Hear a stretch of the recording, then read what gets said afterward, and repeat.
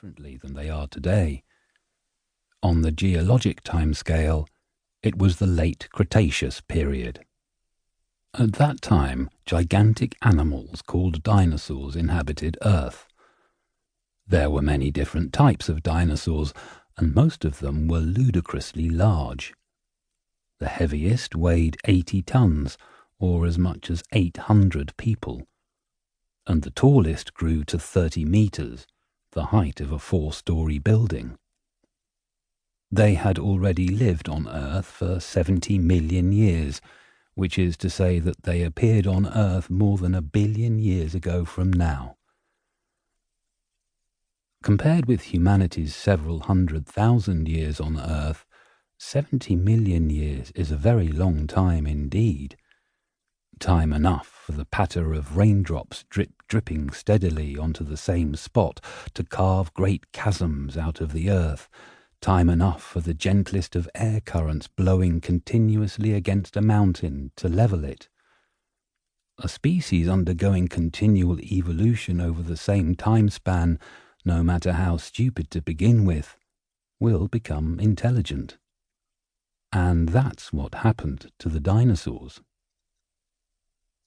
Over those millions of years, the dinosaurs discovered how to uproot the biggest trees, strip away the branches and leaves, and tie massive boulders to their ends with rattan. If the boulder was round or square, the tree became a hammer so humongous that it could have flattened one of our cars with a single blow. If the stone was flat, the dinosaurs used it as a megalithic axe. If the stone was pointed, they left intact some of the tree's upper branches and crafted the trunk into a spear tens of meters long. The branches stabilized the spear during flight, and it flew like a dud missile. The dinosaurs formed primitive tribes and dwelt in enormous caves they excavated themselves. They learnt to use fire, preserving the embers left by lightning strikes to illuminate their cavernous abodes and to cook food. For candles, they co-opted entire pine trees several arm spans around.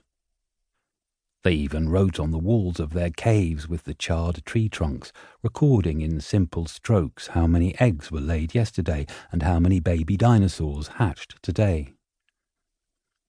More importantly, the dinosaurs already possessed a rudimentary language. To our ears, their conversations would have sounded like the whistling of trains.